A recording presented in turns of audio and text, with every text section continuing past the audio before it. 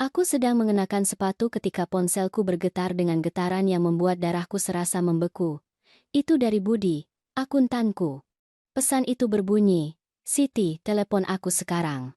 Jangan pergi ke rumah Arman hari ini, kumohon."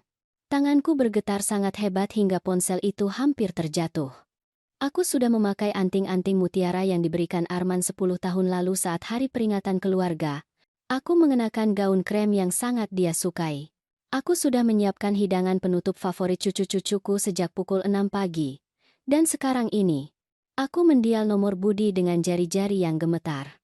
Dia menjawab pada deringan pertama. Suaranya terdengar berbeda, tegang, seolah menahan sesuatu yang sangat berat. "Siti, kamu harus duduk. Apa yang akan aku katakan akan menyakitkan, tetapi kamu harus tahu sekarang, sebelum terlambat," katanya. Aku duduk di tepi ranjangku. Ranjang tempat aku tidur sendirian sejak suamiku meninggal 12 tahun lalu. Ranjang itu tempat aku menangis setiap kali Arman berhenti membalas teleponku. Ranjang itu tempat aku bertanya pada diri sendiri ribuan kali apakah aku sudah menjadi ibu yang baik. Budi mulai berbicara dan setiap kata ibarat paku yang menusuk dadaku. 3 hari lalu, Arman datang ke kantorku. Dia tidak tahu kalau aku adalah akuntanmu. Dia memintaku menyiapkan beberapa dokumen. Dokumen untuk memindahkan rumahmu atas namanya. Dokumen untuk mengosongkan rekening tabunganmu. Sebuah surat kuasa yang akan dia minta kamu tanda tangani hari ini. Saat makan siang itu, "Siti, semuanya sudah direncanakan. Menantumu, Ayu, bahkan sudah menyiapkan kata-kata persis yang akan mereka gunakan untuk meyakinkanmu." Dunia berhenti. Jam dinding menunjukkan pukul 11 lewat 15 menit. Dalam 45 menit, aku akan mengetuk pintu putraku. Dalam 1 jam, aku akan duduk di meja makannya. Dan menurut Budi, dalam 2 jam, aku akan menandatangani kehancuranku sendiri. "Mereka sudah menyiapkan surat-surat itu," lanjut Budi, dan suaranya serak. "Mereka akan mengatakan itu untuk melindungimu. Itu karena usiamu, sehingga akan lebih mudah jika sesuatu terjadi padamu. Mereka akan menggunakan anak-anak sebagai alasan. Mereka akan membuatmu merasa bahwa ini adalah yang terbaik untuk semua orang." Aku melihat sekeliling kamarku. Dinding-dinding yang aku cat sendiri ketika aku menjanda. Tirai-tirai yang aku jahit dengan tangan. Foto Arman saat wisuda, tersenyum, dengan kilauan di mata yang aku yakini adalah cinta. Berapa malam aku tidak makan malam demi membayar biaya kuliahnya? Berapa banyak pekerjaan tambahan yang aku ambil agar dia mendapatkan apa yang dia butuhkan? Aku menjual perhiasan ibuku. Aku menjual mobil suamiku. Aku bahkan menjual perabotan ruang tamu agar putraku bisa belajar manajemen dan memiliki masa depan yang lebih baik dariku. Dan sekarang dia ingin mengambil semuanya dariku. Bukan meminta, bukan membicarakan. Tetapi mengambilnya. Seolah-olah aku adalah penghalang. Seolah-olah keberadaanku adalah masalah yang harus diselesaikan. Seolah-olah 69 tahun hidupku tidak bernilai apa-apa. Budi terus berbicara, tetapi aku hampir tidak bisa mendengar di atas suara hatiku sendiri yang hancur. "Siti, aku punya salinan dokumennya.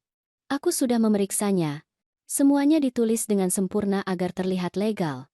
Jika kamu tanda tangani hari ini, dalam 48 jam rumahmu akan atas nama Arman. Dalam seminggu, tabunganmu akan hilang. 70,5 juta rupiah yang kamu kumpulkan dalam 30 tahun bekerja. 70,5 juta rupiah. Setiap sen didapatkan dengan membersihkan rumah orang lain. Setiap lembar uang disimpan alih-alih membeli baju baru untuk diriku sendiri. Setiap pengorbanan untuk memiliki sesuatu yang aman di hari tua. Dan putraku tahu itu. Dia tahu persis berapa banyak yang ada di rekening itu. Karena dulu, ketika aku meminjamkannya 75 juta rupiah untuk bisnisnya, aku menunjukkan laporan rekeningku agar dia melihat bahwa aku memang bisa membantunya. Uang itu tidak pernah dia kembalikan.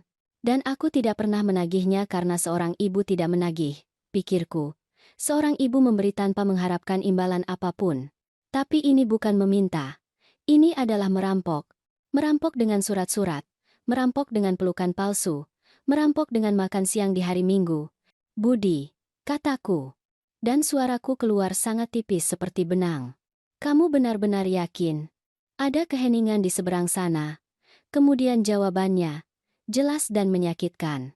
Siti, aku punya dokumen-dokumen itu di mejaku saat ini juga. Tertanggal hari ini. Ada ruang untuk tanda tanganmu.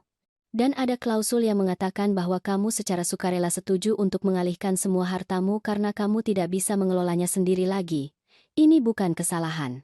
Ini adalah rencana. Aku bangkit dari tempat tidur dan berjalan ke cermin. Wanita yang balas menatapku berusia 69 tahun. Tetapi saat itu dia tampak berusia 100 tahun. Mata merah. Tangan gemetar. Gaun krem, yang tiba-tiba terasa seperti kostum konyol. Siapa yang aku coba tipu? Siapa yang aku yakini bahwa aku masih penting? Putraku satu-satunya telah menyiapkan jebakan untukku. Bukan baru kemarin. Ini sudah direncanakan sejak lama. Ini membutuhkan perencanaan. Ini berarti bahwa setiap kali dia meneleponku dalam beberapa bulan terakhir, setiap kali dia bertanya tentang kesehatanku, setiap kali Ayu bersikap baik padaku, semuanya adalah kebohongan. Semuanya adalah persiapan untuk saat ini, untuk makan siang ini, untuk surat-surat ini, untuk menghapus keberadaanku. Aku menatap foto Arman di dinding. Dia berusia 5 tahun dalam gambar itu. Dia tersenyum tanpa gigi depan. Dia mengenakan kaos merah yang aku belikan di pasar. Aku memeluknya dan tangan kecilnya melingkari leherku. Dalam foto itu, dia mencintaiku. Dalam foto itu, aku adalah dunianya.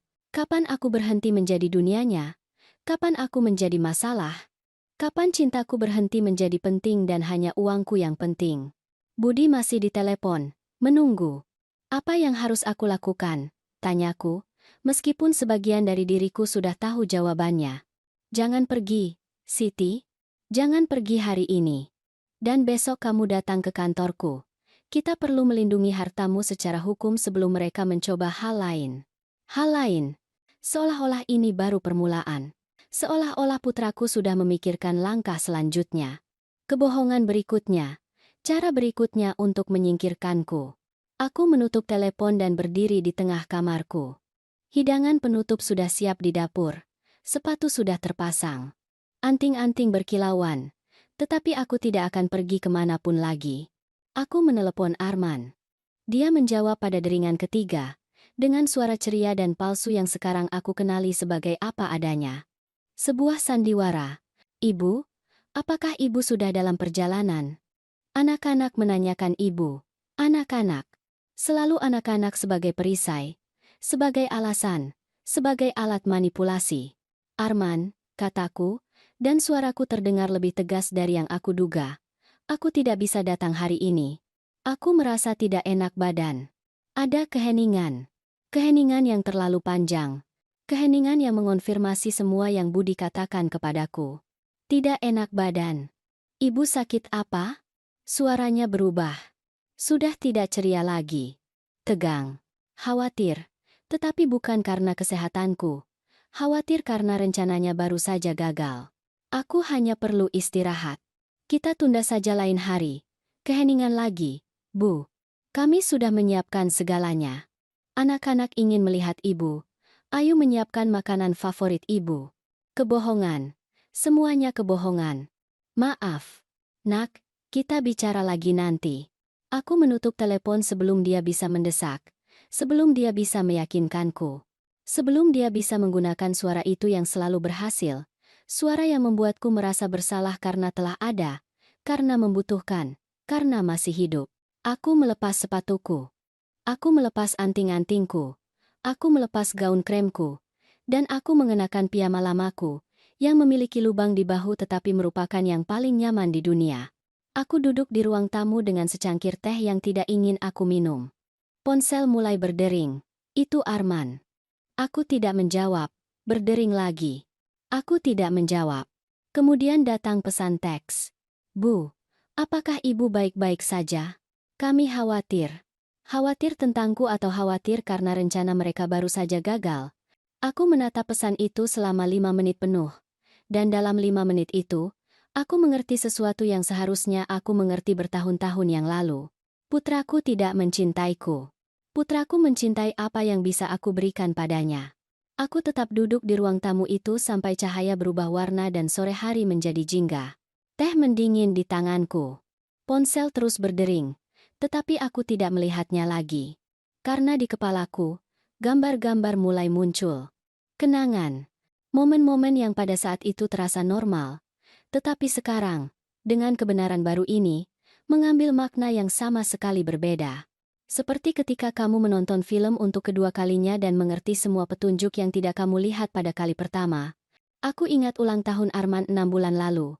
Aku datang membawa kue yang aku panggang sendiri. Aku mengetuk pintu dan Ayu membukanya dengan senyum yang tidak pernah mencapai matanya. "Siti, sungguh kejutan," katanya. Meskipun aku sudah mengonfirmasi kedatanganku 3 kali minggu itu, kami tidak tahu ibu datang hari ini.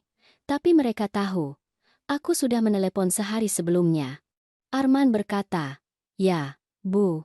Datanglah pukul 4. Dan ketika aku tiba tepat pukul 4, rumah itu penuh dengan orang yang tidak aku kenal. Teman-teman mereka, rekan kerja, tetangga, tetapi tidak ada tempat untukku. Aku berdiri di sudut ruang tamu memegang kue buatan rumahku sementara semua orang makan kue dari toko roti mahal yang mereka beli. Tidak ada yang mencicipi kueku. Pukul 5:30, Ayu berkata kepadaku dengan suara lembut dan beracun itu, "Siti, sepertinya Arman lelah. Mungkin lebih baik ibu pulang agar dia bisa istirahat." Aku pergi, dengan kueku yang masih utuh. Dan aku menangis sepanjang perjalanan di bus karena aku pikir masalahnya adalah aku, bahwa aku datang di waktu yang salah, bahwa aku terlalu sensitif. Tapi bukan itu, masalahnya adalah aku sudah mengganggu. Aku sudah tidak dibutuhkan. Aku adalah ibu tua yang tidak cocok dengan kehidupan baru mereka. Aku ingat hari peringatan keluarga tahun lalu. Arman meneleponku pada tanggal 23 Desember. "Bu, tahun ini kita akan membuat perayaan kecil. Hanya kita berempat. Anak-anak ingin peringatan keluarga yang tenang. Anak-anak, selalu anak-anak." Aku bilang ya. Aku mengerti. Tidak masalah. Aku menghabiskan malam itu sendirian makan roti manis dan menonton televisi. Tetapi 3 hari kemudian, aku melihat foto-foto di media sosial. Arman mengadakan pesta makan malam besar. Ada teman-temannya, ada orang tua Ayu, bahkan ada paman dan bibi yang tinggal di luar kota. Semua orang ada, kecuali aku. Di foto-foto, semua orang tersenyum. Anak-anak mengenakan topi Sinterklas. Ada pohon cemara besar. Ada hadiah di mana-mana, ada meja penuh makanan, dan aku bahkan tidak tahu pesta itu ada. Ketika aku bertanya kepada Arman beberapa hari kemudian, dia berkata, "Oh, itu acara mendadak, Bu. Kami tidak ingin mengganggu ibu. Mereka tidak ingin aku ikut." Tapi aku menelan kebohongan itu seperti aku menelan semua kebohongan lainnya. Aku ingat ketika aku berulang tahun 68 tahun lalu, aku tidak mengharapkan hal besar. Aku tidak pernah mengharapkan hal besar. Tetapi Arman meneleponku di pagi hari dan berkata, "Bu, hari ini kami akan menjemput ibu. Kita akan merayakan." Aku mengenakan blus terbaikku. Aku menyisir rambutku. Aku memakai riasan dengan lipstik yang hampir tidak pernah aku pakai. Aku menunggu dari pukul 11 pagi, tengah hari, pukul 1 siang, pukul 2 siang, pukul 3. Aku menelepon Arman. Dia tidak menjawab. Pukul 4. Dia mengirimiku pesan. "Bu, maaf. Ada sesuatu yang mendadak dengan pekerjaan Ayu. Kita tunda besok saja." Besok tidak pernah datang. Seminggu kemudian Arman muncul dengan seikat bunga layu yang jelas dia beli di toko serba ada. "Maaf, Bu. Ibu tahu sendiri bagaimana ini." Dan aku bilang ya. Aku mengerti. Tidak masalah. Tapi itu masalah.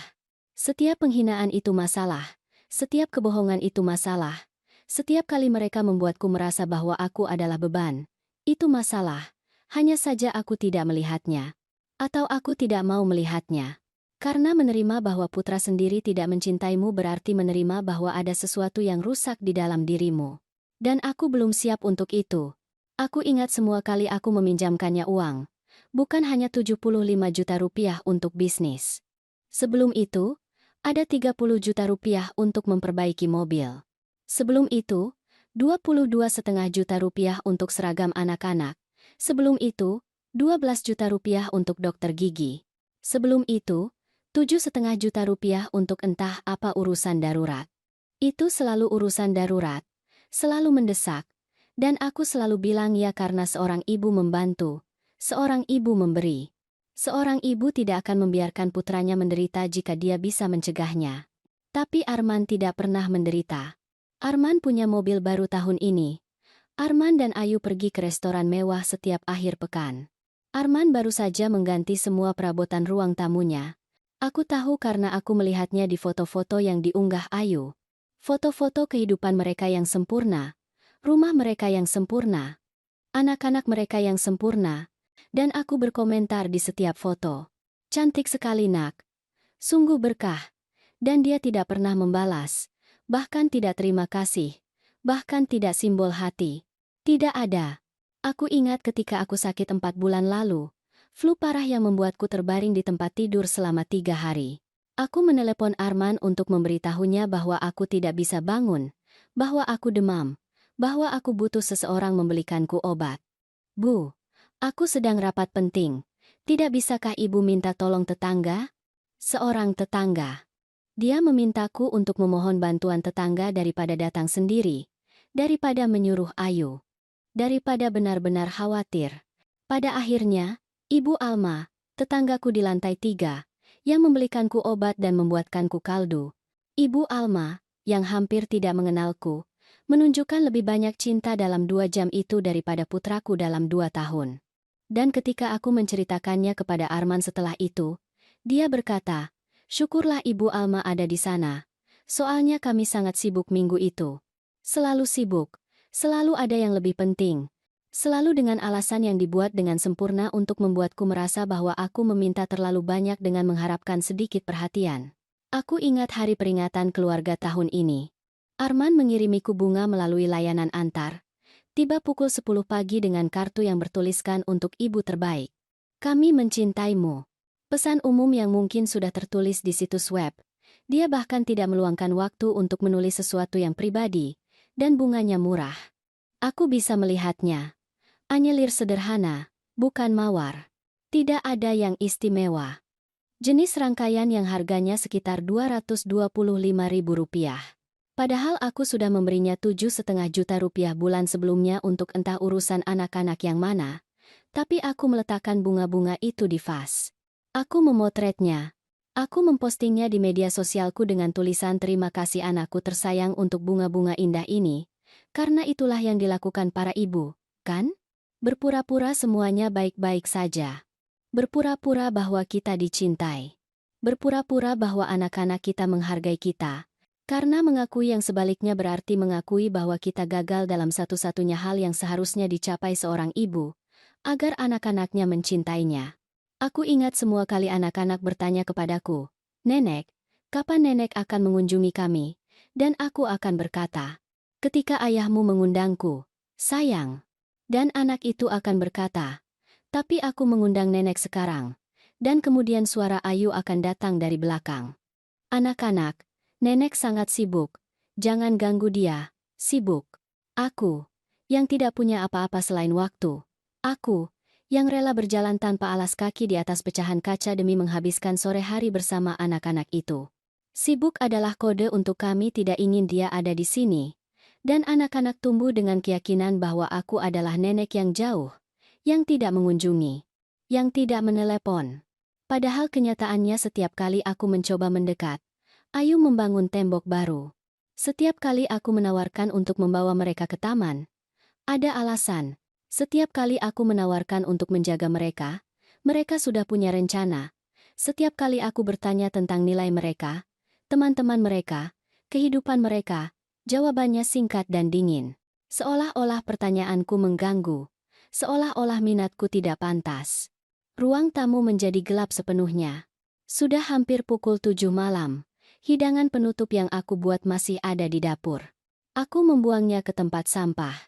Aku bahkan tidak bisa melihatnya tanpa merasa mual. Setiap potong kue itu melambangkan kenaifanku, kebodohanku, penolakanku. Karena aku tahu, di suatu tempat yang dalam, aku selalu tahu ada yang salah, tetapi aku memilih untuk tidak melihatnya. Aku memilih untuk mempercayai kebohongan karena kebenaran terlalu menyakitkan, Karena menerima bahwa putramu menggunakanmu berarti menerima bahwa kamu memberi segalanya dan tidak menerima apa-apa. Ponsel bergetar lagi. Kali ini pesan dari Ayu. Siti, Arman sangat khawatir. Apakah ibu baik-baik saja? Kami perlu datang. Datang. Seolah-olah mereka pernah datang tanpa membutuhkan sesuatu. Aku membaca pesan itu 3 kali.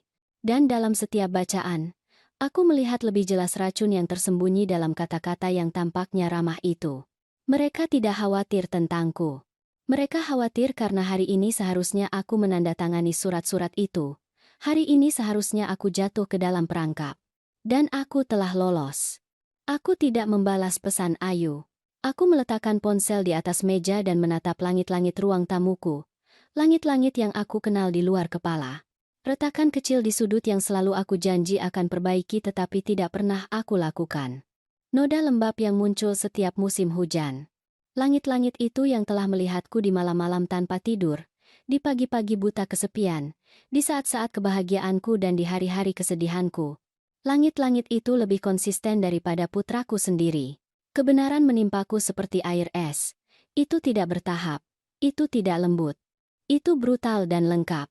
Putraku tidak mencintaiku. Mungkin dia tidak pernah mencintaiku.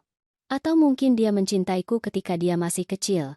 Ketika dia membutuhkanku. Ketika aku berguna. Tetapi di suatu titik di sepanjang jalan, cinta itu berubah menjadi sesuatu yang lain. Kenyamanan. Kebiasaan. Kesempatan. Dan akhirnya, menjadi ini, menjadi rencana untuk merampokku, untuk menghapus keberadaanku, untuk mengambil satu-satunya yang tersisa dariku dan meninggalkanku tanpa apa-apa. Aku bangkit dari sofa dan berjalan mengelilingi rumahku. Rumah kecilku 2 kamar yang aku beli 20 tahun lalu dengan uang pesangon ketika pabrik ditutup. Rumah ini yang aku bersihkan dan perbaiki dengan tanganku sendiri. Rumah ini di mana setiap perabotan memiliki cerita. Sofa yang aku beli bekas dan aku lapisi sendiri. Meja yang dulunya milik ibuku. Tirai-tirai yang aku jahit di malam hari setelah bekerja. Tanaman di jendela yang aku rawat seolah-olah mereka adalah anak perempuanku. Rumah ini akan menjadi milik Arman.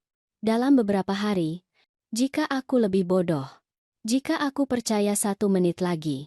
Jika aku tidak memiliki akuntan yang jujur yang mengingatkanku tepat waktu.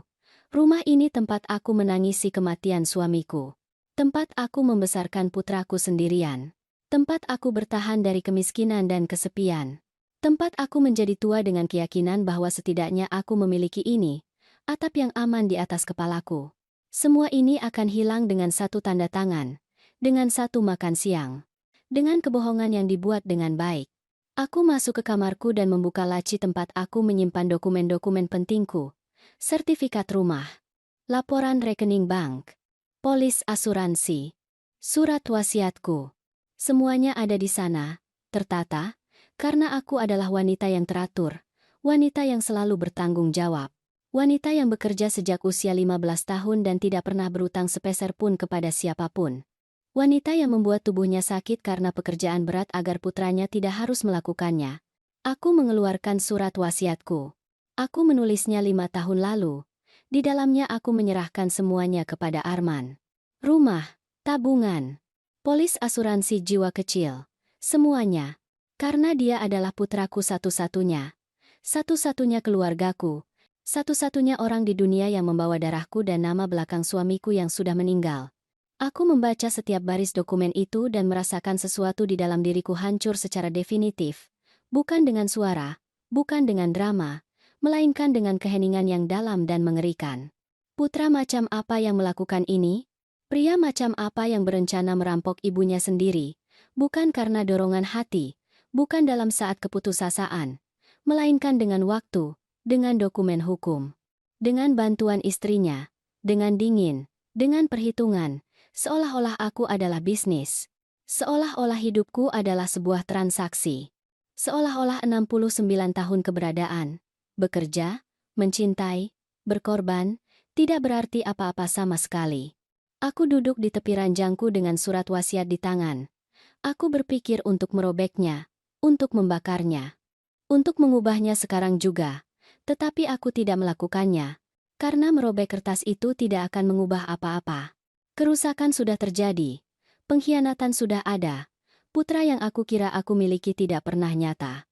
Itu adalah fantasi yang aku bangun karena aku perlu percaya bahwa semua penderitaanku telah terbayar. Bahwa semua pengorbananku telah menciptakan pria yang baik. Pria yang tahu berterima kasih. Pria yang menghormati ibunya. Tapi Arman bukan pria itu. Arman adalah orang asing dengan nama belakangku. Orang asing yang belajar tersenyum padaku di saat yang tepat. Orang asing yang tahu persis kata-kata apa yang harus digunakan untuk membuatku tetap berharap. Orang asing yang mengukur setiap kunjungan, setiap panggilan, setiap gerak tubuh, untuk mendapatkan hasil maksimal dengan usaha minimal. Dan aku begitu buta. Begitu putus asa buta. Aku menyimpan surat wasiat itu kembali ke laci. Besok aku akan pergi ke tempat Budi untuk melindungi hartaku. Besok aku akan mulai membongkar secara hukum setiap kemungkinan Arman menyentuh warisanku. Tapi malam ini, malam yang panjang dan gelap ini, aku hanya ingin merasakan sakitnya sepenuhnya. Aku ingin membiarkannya menembusku.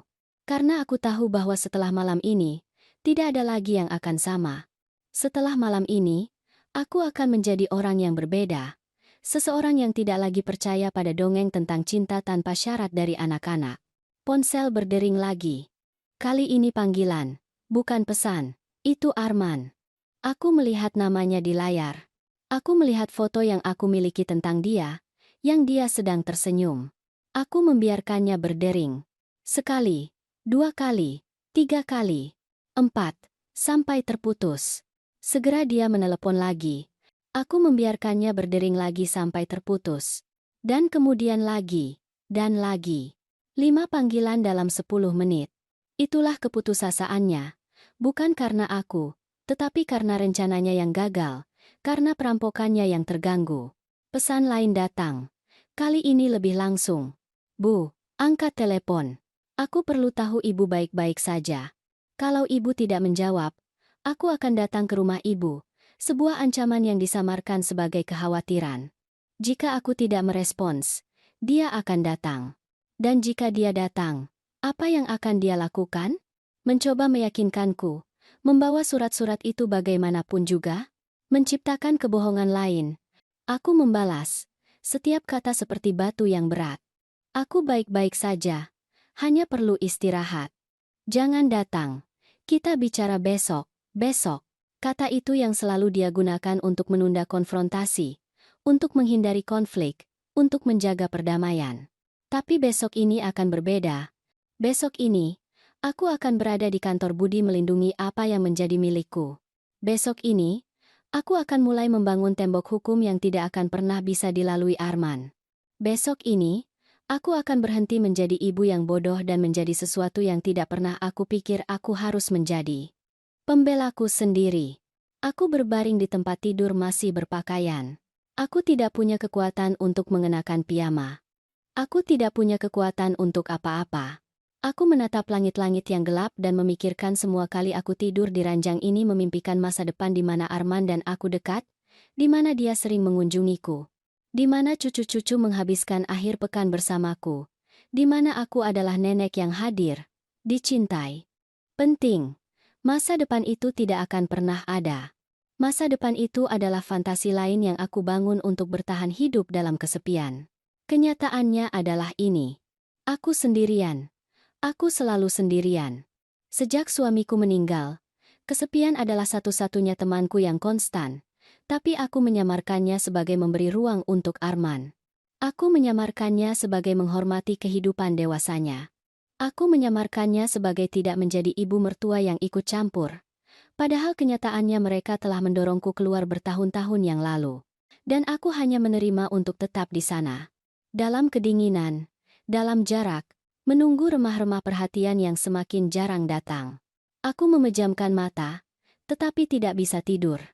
Di kepalaku, adegan-adegan diputar dalam lingkaran konstan. Arman kecil, memintaku membacakan cerita. Arman remaja yang malu karena aku menjemputnya di sekolah dengan seragam pembersihku. Arman dewasa yang memperkenalkanku pada Ayu dengan senyum paksa, seolah berkata ini ibuku, maafkan dia. Arman sebulan lalu meminjam 7,5 juta rupiah dariku sambil berencana merampok 70,5 juta rupiah. Setiap gambar menyakitkan. Setiap kenangan adalah luka baru di atas luka lama yang tidak pernah sembuh. Tapi ada sesuatu lagi di bawah rasa sakit itu. Sesuatu yang kecil dan keras yang mulai tumbuh di dadaku. Sesuatu yang bukan kesedihan atau rasa kasihan pada diri sendiri. Itu adalah kemarahan. Kemarahan yang dingin dan jelas. Kemarahan yang tidak berteriak tetapi mengamati. Kemarahan yang tidak menghancurkan tetapi membangun. Kemarahan yang berkata, "Aku tidak akan membiarkan ini. Aku tidak akan menjadi korban. Aku tidak akan menghilang hanya karena mereka ingin aku menghilang." Aku membuka mata di kegelapan. Aku sudah tidak menangis lagi. Air mata telah mengering di suatu saat yang tidak aku sadari. Napasku teratur. Pikiranku jernih. Lebih jernih daripada yang pernah terjadi selama bertahun-tahun. Karena akhirnya, setelah sekian lama hidup dalam penolakan, aku melihat kebenaran sepenuhnya. Dan kebenaran, meskipun menyakitkan, juga membebaskan. Aku tidak perlu berpura-pura lagi. Aku tidak perlu membenarkan lagi. Aku tidak perlu menyiksa diri bertanya pada diri sendiri apa yang salah aku lakukan. Aku tidak melakukan kesalahan apapun. Aku adalah ibu terbaik yang aku bisa dengan apa yang aku miliki. Aku memberikan semua yang bisa aku berikan. Aku mencintai dengan setiap serat keberadaanku. Masalahnya bukan aku.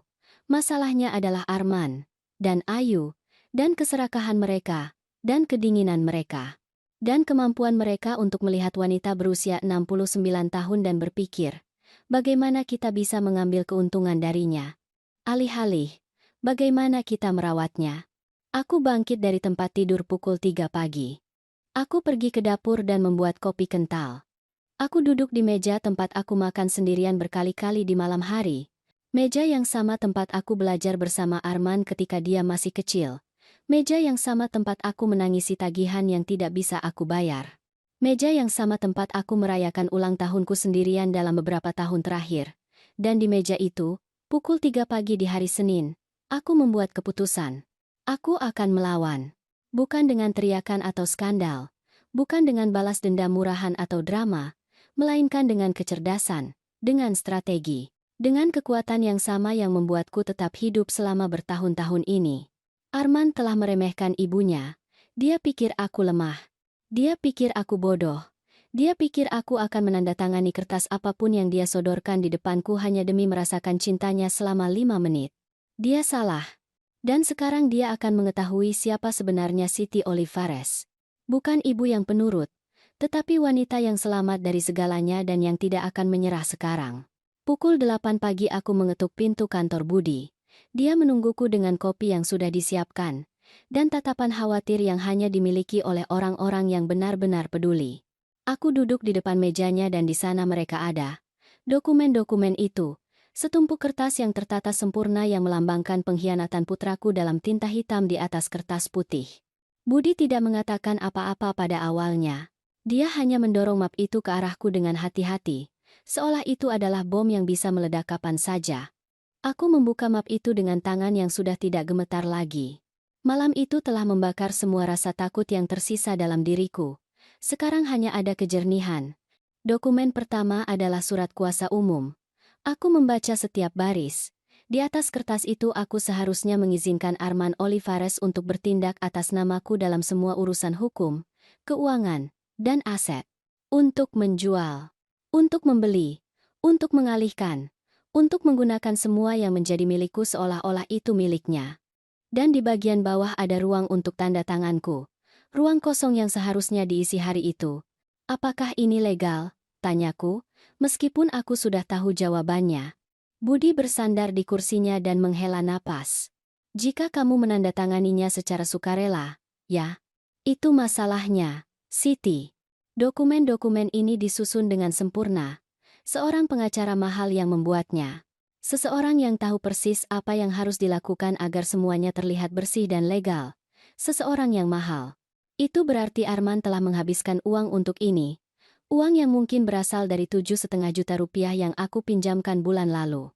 Dokumen kedua lebih buruk. Itu adalah akta jual beli rumahku. Di dalamnya aku seharusnya menjual propertiku kepada Arman dengan harga 15.000 rupiah. 15.000 rupiah. Seolah-olah rumahku tidak bernilai apa-apa. Seolah-olah 20 tahun pembayaran bulanan tidak berarti apa-apa. Seolah-olah keringat dan air mata yang dikeluarkan untuk setiap meter persegi bisa diringkas menjadi satu koin. Dan di bawah jumlah itu ada catatan yang mengatakan penjualan antara anggota keluarga karena cinta dan pertimbangan timbal balik. Cinta. Kata itu membuatku mual. Budi menunjuk ke paragraf lain. Lihat di sini. Dikatakan bahwa kamu menjual rumah karena kamu ingin menjamin masa depan putramu dan kamu melakukannya tanpa tekanan atau pengaruh eksternal apapun. Itu melindungi mereka secara hukum. Jika suatu hari kamu mencoba menuntut kembali, mereka akan mengatakan bahwa kamu melakukannya secara sukarela karena cinta seorang ibu. Setiap kata diperhitungkan. Setiap frasa adalah jebakan. Ini bukan hanya pekerjaan Arman. Ini memiliki jejak Ayu di mana-mana. Dokumen ketiga adalah otorisasi bank. Dengan surat ini, Arman bisa mengakses semua rekeningku, menarik uang, menutup rekening, mentransfer dana. Semua tanpa kehadiranku. Sudah berapa lama mereka merencanakan ini? Tanyaku.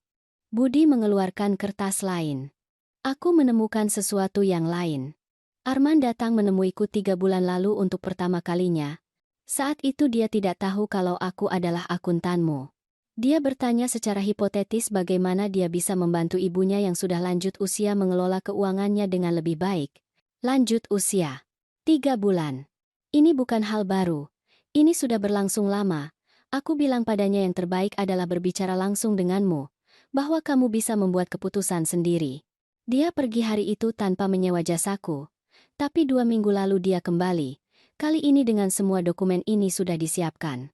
Dia hanya butuh seseorang untuk meninjau dan mengesahkan bahwa semuanya dibuat dengan benar. Dia tidak tahu kalau aku mengenalmu. Ketika aku melihat namamu di surat-surat itu, aku hampir jatuh dari kursi.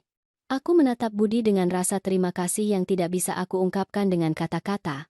Jika dia tidak memperingatkanku, saat ini aku akan menandatangani hukuman mati finansialku. Aku akan menyerahkan semuanya. Aku akan ditinggalkan tanpa apa-apa. Apa yang aku lakukan sekarang? Budi sudah menyiapkan surat-surat. Pertama, kita lindungi semuanya secara hukum. Kita akan membuat dokumen yang membatalkan upaya pengambilalihan di masa depan. Kedua, kita ubah semua kata sandi bankmu. Ketiga, kita pasang peringatan di semua rekeningmu. Dan keempat, kamu perlu memutuskan apa yang ingin kamu lakukan dengan Arman. Pertanyaan terakhir itu menghantamku. Apa yang ingin aku lakukan dengan Arman? Melaporkannya, menghadapinya, memutuskan semua komunikasi, memaafkannya. Setiap pilihan terasa mustahil. Karena setiap pilihan berarti menerima bahwa hidupku seperti yang aku kenal telah berakhir. Budi membiarkanku berpikir sambil menyiapkan dokumen baru. Aku terus menatap surat-surat pengkhianatan itu. Begitu sempurna, begitu legal, begitu dingin. Aku ingin menghadapinya, kataku akhirnya. Tapi belum. Pertama, aku perlu melindungi diriku. Setelah itu, aku perlu mengerti sejauh mana ini berjalan. Budi mengangguk. Ada hal lain yang harus kamu ketahui. Aku menyelidiki sedikit. Menantumu, Ayu, punya riwayat. 6 tahun lalu dia mencoba hal serupa dengan ibunya sendiri. Dia meyakinkan wanita itu untuk menempatkan rumah atas namanya. Sang ibu ditinggalkan tanpa apa-apa dan sekarang tinggal bersama seorang saudara perempuan. Ayu menjual rumah itu dan tidak pernah memberinya sepeser pun. Napas terlepas dari paru-paruku. Ayu sudah melakukan ini sebelumnya. Dia sudah menghancurkan seorang ibu. Dan sekarang dia mengincarku. Dan Arman tahu itu. Dia pasti tahu. Itu berarti putraku bukan hanya kaki tangan. Dia adalah peserta aktif. Dia telah melihat apa yang Ayu lakukan pada ibunya sendiri dan berpikir, mari kita lakukan hal yang sama pada ibuku. Pernyataan itu lebih buruk dari segalanya sebelumnya, karena itu menghilangkan kemungkinan Arman dimanipulasi atau ditipu. Dia tahu persis apa yang dia lakukan. Berikan aku surat-suratnya, kataku pada Budi. Aku akan menandatangani semua yang diperlukan untuk melindungi diriku. Kami menghabiskan 2 jam berikutnya membangun benteng hukum di sekitar asetku. Aku menandatangani dokumen yang menetapkan bahwa setiap pengalihan aset memerlukan kehadiran 2 saksi dan seorang pengacara independen. Aku menandatangani surat-surat yang memblokir surat kuasa di masa depan. Aku menandatangani otorisasi agar bank meneleponku secara pribadi sebelum menyetujui transaksi besar apapun yang melebihi 1,5 juta rupiah. Kami mengubah semua kata sandiku. Kata sandi bank, surel, media sosial. Semuanya. Budi mengajariku cara mengaktifkan verifikasi 2 langkah. Dia menjelaskan cara mengenali upaya penipuan. Dia memberiku nomor seorang pengacara yang berspesialisasi dalam kasus penyalahgunaan lansia. Karena itulah ini, Siti. Ini adalah penyalahgunaan finansial lansia.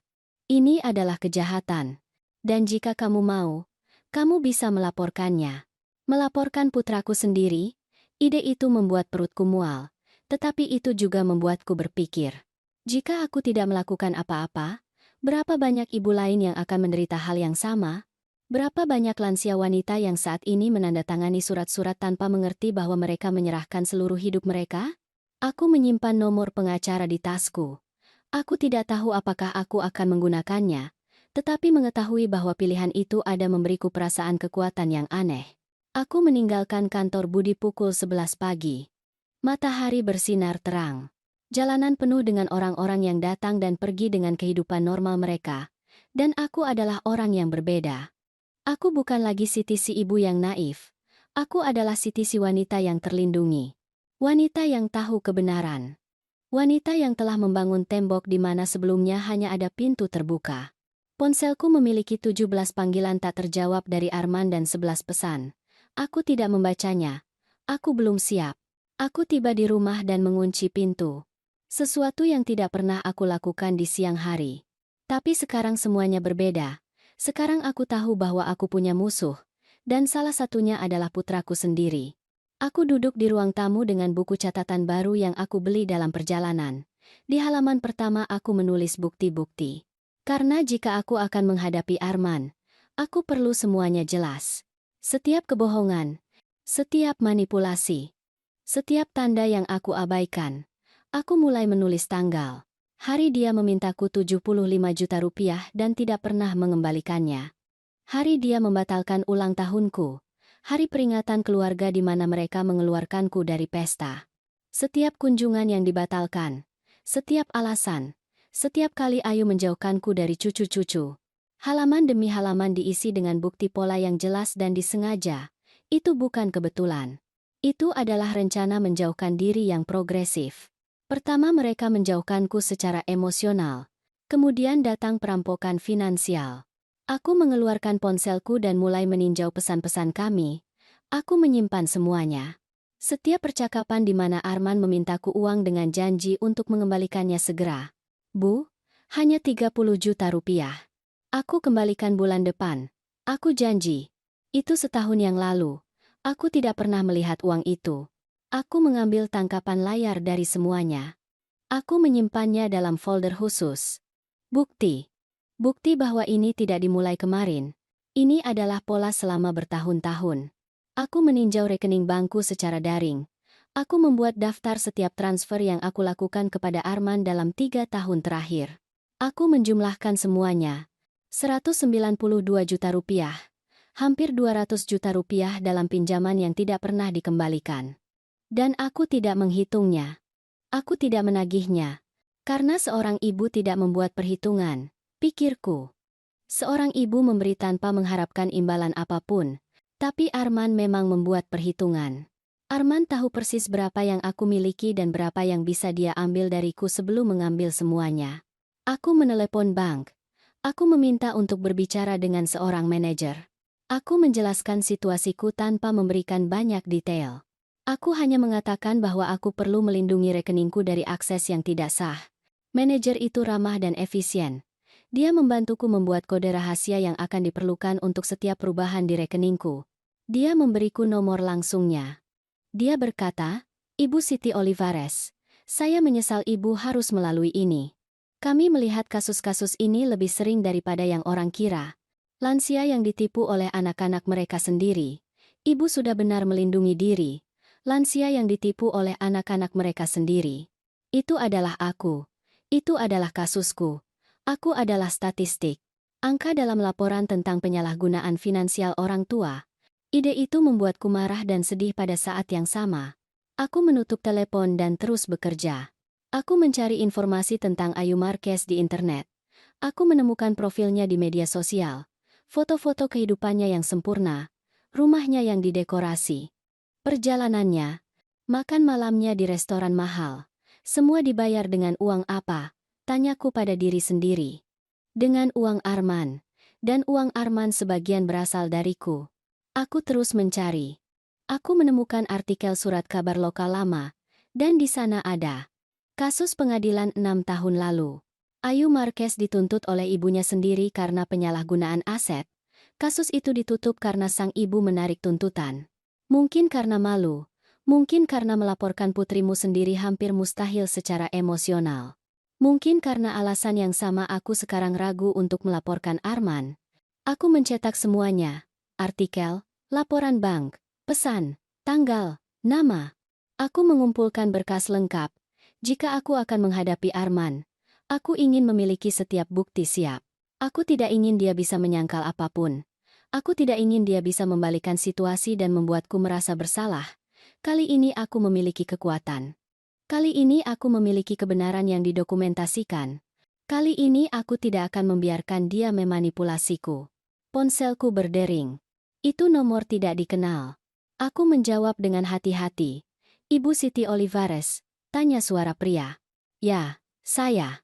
Suara itu melanjutkan. Saya pengacara Dimas Duarte. Budi Vega menyerahkan kasus ibu kepada saya. Saya perlu ibu datang ke kantor saya secepatnya. Ada hal lain yang harus ibu ketahui tentang rencana putra ibu. Jantungku berdebar kencang. Hal lain? Apa yang bisa lebih buruk dari yang sudah aku ketahui? Aku tiba di kantor pengacara Dimas Duarte pukul 3 sore. Dia adalah pria berusia sekitar 50-an, dengan wajah serius dan tata krama langsung. Aku duduk di depannya dan menyadari bahwa dia memiliki map dengan namaku. Ibu Olivares, dia berkata. Saya menyelidiki sedikit setelah Budi menceritakan situasi ibu, dan saya menemukan sesuatu yang mengkhawatirkan. Dia mengeluarkan beberapa kertas dari map. Putra dan menantu ibu mengajukan pinjaman 2 bulan lalu. Pinjaman sebesar 450 juta rupiah. Apakah ibu tahu apa yang mereka jadikan jaminan?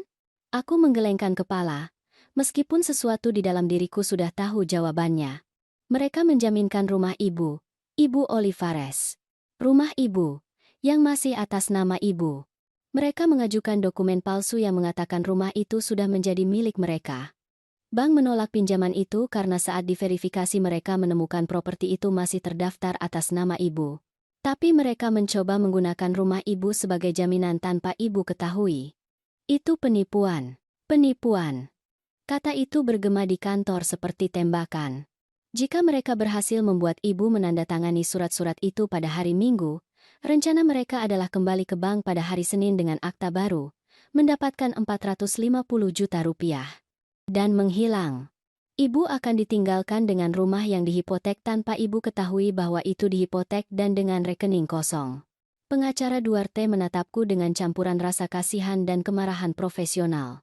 Ibu Olivares, ini bukan hanya seorang putra yang ingin mewarisi sebelum waktunya. Ini adalah skema kriminal yang direncanakan dengan baik.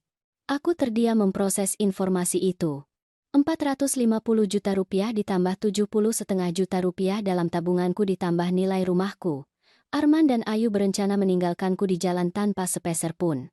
Dan aku akan menandatangani semuanya dengan senyum di wajahku. Percaya bahwa aku melakukan sesuatu yang baik untuk keluargaku. Pengacara Duarte melanjutkan. Saya punya kontak di bank. Saya mendapatkan salinan permohonan pinjaman. Di sini ada tanda tangan yang dipalsukan. Di sini ada dokumen palsu. Ini cukup untuk tuntutan pidana. Aku mengambil kertas-kertas itu dengan tangan gemetar.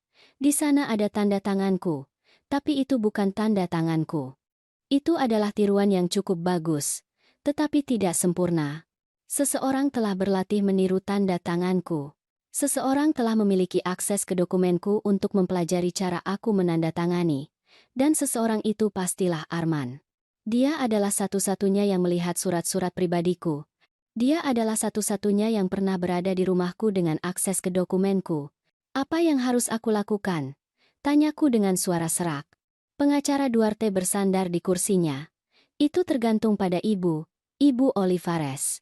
Secara hukum, Ibu memiliki semua alat untuk melaporkan. Ini adalah penipuan, pemalsuan dokumen, dan percobaan penyalahgunaan aset. Putra ibu bisa menghadapi tuntutan pidana serius, tapi saya mengerti bahwa ini adalah putra ibu, dan keputusan itu tidak mudah. Itu tidak mudah. Itu mustahil. Itu adalah keputusan paling menyakitkan di dunia. Untuk saat ini, lanjut pengacara, yang paling penting adalah ibu terlindungi. Dokumen yang ibu tanda tangani dengan budi sangat kuat. Aset ibu dilindungi secara hukum. Putra ibu tidak bisa menyentuh apapun. Tapi ibu juga harus memutuskan apakah ingin menghadapinya atau hanya memutuskan kontak. Dan ibu harus memutuskan apakah ingin ini memiliki konsekuensi hukum atau lebih memilih untuk menjaganya secara pribadi. 3 pilihan. Tidak ada yang baik. Semuanya menyakitkan. Semuanya berarti menerima bahwa keluargaku seperti yang aku kenal telah mati. Aku meninggalkan kantor itu dengan lebih banyak informasi daripada yang aku inginkan. Matahari mulai terbenam. Aku berjalan di jalanan lingkunganku tanpa tujuan. Aku melewati taman tempat aku membawa Arman ketika dia masih kecil. Aku duduk di bangku dan melihat ibu-ibu muda bermain dengan anak-anak mereka. Semuanya tampak begitu bahagia. Semuanya tampak begitu yakin bahwa anak-anak mereka akan mencintai mereka selamanya. Dan aku pernah menjadi salah satu dari mereka. Aku pernah menjadi ibu yang percaya bahwa cinta itu cukup. Yang percaya bahwa memberikan yang terbaik akan menjamin menerima sesuatu sebagai imbalan. Tapi ternyata tidak. Kamu bisa memberikan segalanya dan menerima pengkhianatan. Kamu bisa mencintai dengan setiap serat keberadaanmu dan dimanfaatkan. Kamu bisa mengorbankan seluruh hidupmu dan akhirnya dilihat sebagai sumber daya yang bisa dieksploitasi. Cinta seorang ibu tidak menjamin apa-apa. Kecuali rasa sakit jika kamu memilih putra yang salah, atau jika putramu memilih pasangan yang salah. Atau jika hidup hanya memutuskan untuk memberimu pelajaran ini dengan cara yang paling brutal mungkin. Aku tiba di rumah ketika sudah gelap. Aku menyalakan semua lampu karena kegelapan membuatku merasa lebih sendirian daripada yang sudah aku rasakan. Aku membuat teh yang tidak akan aku minum.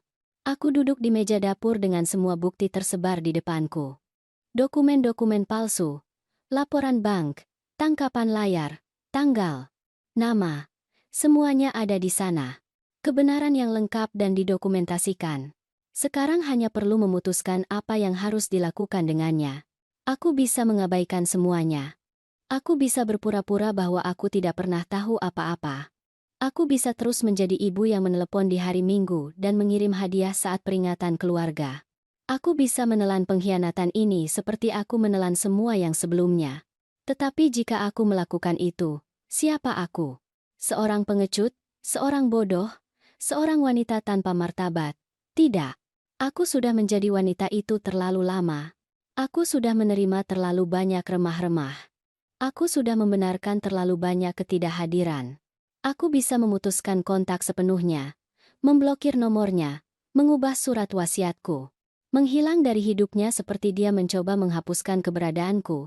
Tetapi itu juga terasa tidak benar. Karena itu berarti dia akan lolos tanpa konsekuensi. Itu berarti dia bisa melanjutkan hidupnya seolah-olah tidak terjadi apa-apa. Itu berarti dia tidak akan pernah harus menghadapi apa yang dia lakukan. Dan aku perlu dia menghadapinya. Aku perlu menatap matanya dan menunjukkan kepadanya bahwa aku tahu, bahwa aku selalu tahu, bahwa aku tidak sebodoh yang dia pikirkan. Atau aku bisa menghadapinya. Tatap muka. Dengan semua bukti. Dengan semua kebenaran. Aku bisa memberinya kesempatan untuk menjelaskan meskipun tidak ada penjelasan yang mungkin. Aku bisa melihat apakah ada yang tersisa dari anak yang memelukku dengan tangan kecilnya itu. Aku bisa mencari jejak penyesalan di matanya. Dan jika aku tidak menemukannya, setidaknya aku akan tahu bahwa aku sudah mencoba. Bahwa aku memberinya kesempatan terakhir untuk menjadi putra yang aku butuhkan. Pilihan terakhir itu membuatku lebih takut daripada semua yang lain. Karena itu berarti membuka pintu menuju rasa sakit terbesar. Itu berarti menghadapi penolakannya secara langsung. Itu berarti mendengarnya mengatakan dengan lantang apa yang tindakannya sudah teriakan. Tetapi itu juga satu-satunya pilihan yang memberiku kedamaian. Satu-satunya yang tidak akan meninggalkanku bertanya-tanya apa yang akan terjadi jika, selama sisa hidupku, aku mengambil ponselku. Aku memiliki 32 panggilan tak terjawab dari Arman sekarang. Lusinan pesan. Beberapa khawatir. Beberapa marah. Yang terakhir hampir mengancam. Bu? Jika ibu tidak menjawab, Aku akan menelepon polisi untuk memeriksa bahwa ibu baik-baik saja. Polisi. Sungguh ironis. Dia mengancam akan menelepon polisi sementara aku punya cukup bukti bagi polisi untuk menangkapnya. Aku menarik napas dalam-dalam 3 kali. Kemudian aku menulis pesan. Arman, aku perlu bicara denganmu. Datang ke rumahku hari Sabtu pukul 2 siang. Hanya kamu, tanpa Ayu, tanpa anak-anak. Ini penting. Aku mengirim pesan itu sebelum aku sempat menyesalinya. Jawabannya datang dalam waktu kurang dari 1 menit. Bu, syukur pada Tuhan. Kami sangat khawatir. Ibu baik-baik saja? Mengapa aku tidak boleh membawa Ayu? Aku menjawab dengan tegas. Hanya kamu. Sabtu pukul 2. Atau kita tidak akan pernah bicara lagi. Aku tidak pernah berbicara seperti itu kepadanya. Aku tidak pernah memberikan syarat. Aku tidak pernah mengancam akan memutuskan kontak. Tetapi kali ini berbeda. Kali ini aku memiliki kekuatan.